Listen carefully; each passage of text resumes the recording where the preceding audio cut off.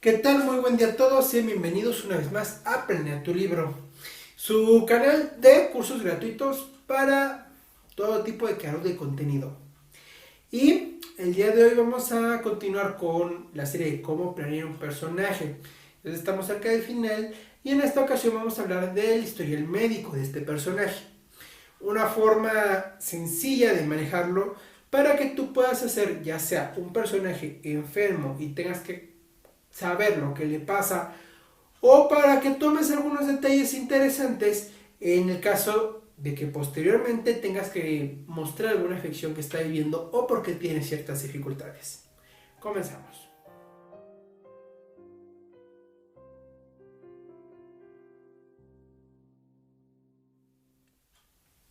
Muy bien, para empezar, como siempre les recuerdo que siempre que encuentro material extra que les puede ser de utilidad, se los dejaré en la caja de descripción, junto a la ficha completa de cómo crear su personaje, el enlace a la lista completa de cómo crear un personaje si es que te has perdido algún capítulo, y mis redes sociales donde encontrarás diferentes trabajos tanto de literatura como de psicología e incluso medicinas integrativas.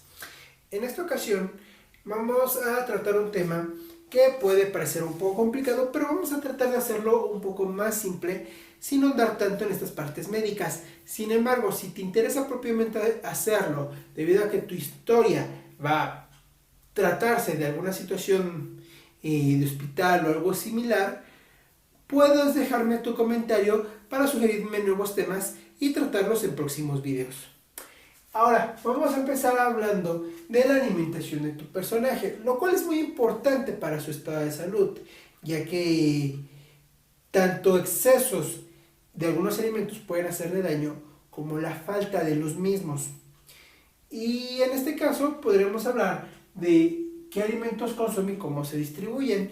Te recuerdo que ya he hablado también de este tema un poco de detalle en la serie de cómo planear tu especie, cómo crear una nueva especie. Y también he hablado un poco en cómo crear una civilización. Si tienes alguna duda al respecto, de todos modos te dejaré ambos cursos en la descripción. Ya están completos los dos en mi canal. Y en este caso, ¿qué debes de considerar? Dependiendo de cuál sería un estado saludable para este personaje y cuál no, puede ser el aumento o la disminución de ciertos alimentos, no necesariamente de todos, o puede haber incluso la implementación de alimentos que este personaje no debería comer por cualquier motivo, ya sea que le hagan daño o que ni siquiera debería de conocerlos.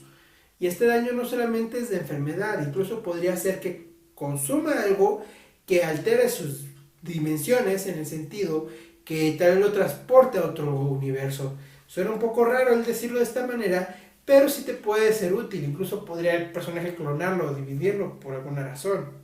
Y la distribución de ellos hace más que nada que haya complicaciones si no puede consumirlos tan cerca como acostumbra o si, y tiene que pasar más tiempo o al contrario, si tiene que consumirlos muy pronto.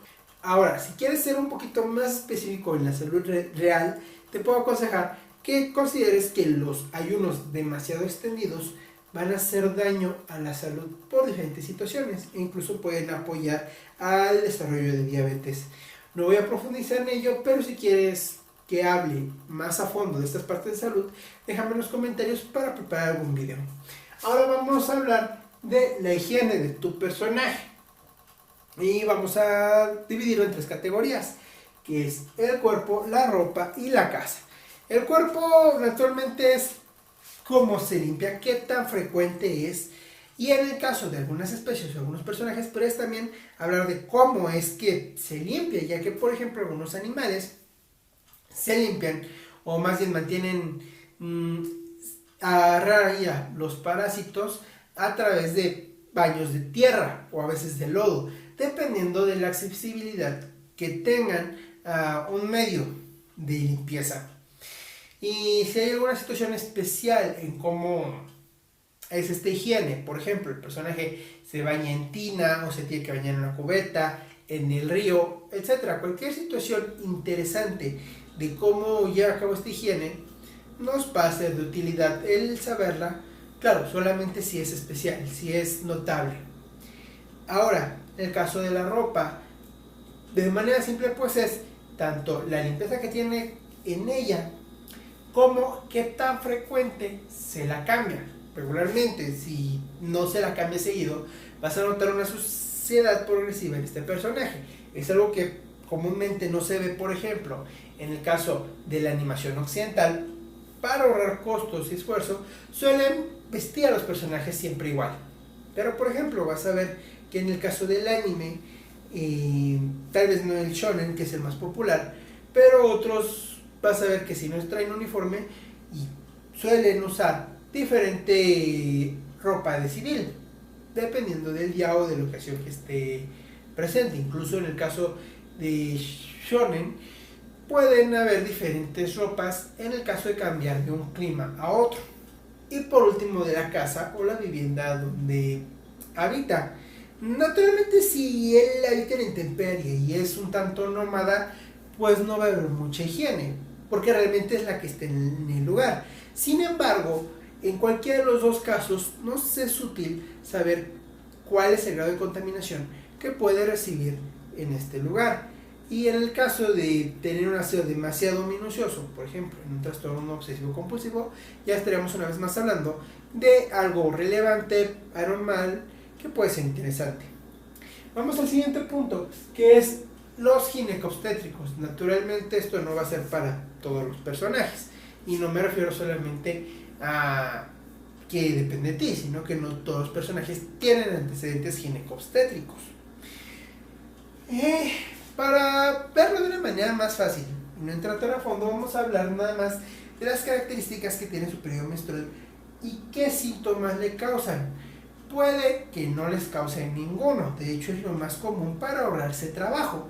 Sin embargo, el ver en ocasiones que ciertos personajes están enfermos o no pueden asistir a ciertas cosas que les gustan debido a los síntomas menstruales, puede ser de utilidad. Además de que si vas a hablar de un embarazo, bueno, naturalmente se corta ese ciclo menstrual. Tal vez no lo vas a mencionar, pero podría ser en ocasiones decir un pequeño retraso para darle entrada a que justamente hay un embarazo.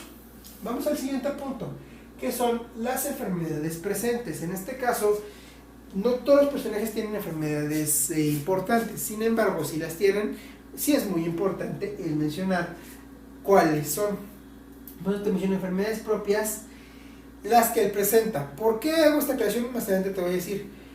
Solamente es cuestión de enlistarlas, y aquí pueden ser enfermedades físicas, enfermedades mentales, y ya sea de las físicas, ya sean motoras, infecciones, etcétera, mentales, ya sea por la percepción de la realidad o por su forma de actuar. En los medicamentos que consume, ya sea que si los consume o los debería de consumir, y qué efectos le traen, ya sea positivos o negativos. Por ejemplo, si los está consumiendo en cierto tiempo, si le ayudan a controlar su estado de enfermedad, o también le traen algún efecto negativo, como gastritis, o quizá, por ejemplo, un brillo de color.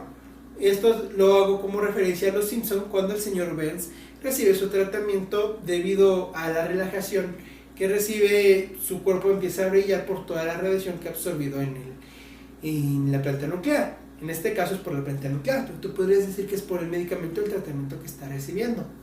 Ahora, te mencioné hace rato de enfermedades propias porque también existen las heredofamiliares, o sea, la de sus padres, sus abuelos. A veces también es útil los tíos, pero no se heredan propiamente, solamente son un signo como de referencia que puede o no tener este personaje. Estos son útiles no solamente si el personaje las va a tener, sino que también pueden afectar a su sistema familiar. Y en el caso de, muy comúnmente podemos ver a personajes que tienen que cuidar a alguno de sus padres debido a las enfermedades múltiples que estos sufren. También podemos ver que hay familias en la fantasía, bueno, en la ficción, donde justamente el hijo tiene ciertas enfermedades, pero también son muy enfermizos los padres. O incluso, y esto es más usado para terror o suspenso, que el hijo no tiene esas enfermedades, pero se las causan o hacen parecer que las tienen, ya sea porque sus padres presentan alguna de ellas y exageran con el niño, o porque tienen una diferente que tiene que ver más por el lado del trastorno mental, que llevan a que enfermen al niño o al hijo, sin importar la edad que tenga. Ahora, vamos a otro aspecto que son las cirugías. Esto solamente lo vas a agregar si quieres hacer algo interesante al personaje. Es normal que las personas no hayan tenido que vivir alguna cirugía en su vida. Puede que sí, puede que no. De igual manera, cualquier personaje, aunque sea un animal o incluso una planta, no necesariamente debe haber tenido una cirugía. Pero si tú quieres hacer un factor interesante, marca cuál es ese tipo de cirugía, qué cambios generan en el paciente, tanto para bien como para mal, y así sea evidente. A veces simplemente basta con una cicatriz, porque la intención de esa cirugía es demostrar que se enfrentó a cierta pelea o que tuvo algún accidente. También puede ser en plantas, si lo mencioné anteriormente, debido a que hay diferentes procedimientos que las modifican. Por ejemplo, si tú haces un injerto de una planta en otra, quizá lo puedas hablar como la cirugía del personaje, de tal modo que hicieron que se fusionara otro fruto. Y vamos a hablar de las lesiones. En este caso son tanto fracturas, cortadas, moretones, ronchas, alguna irritación del ojo, pérdida de alguna parte del cuerpo, cualquier situación que lo lastime, una úlcera, etc. Una vez más, solamente son si van a ayudar a algún aspecto especial del personaje. Solo te menciono esta variedad para que tengas alguna idea de cuáles podrían ser. Vamos a otro aspecto que es un poquito más amplio, y es la salud del sueño.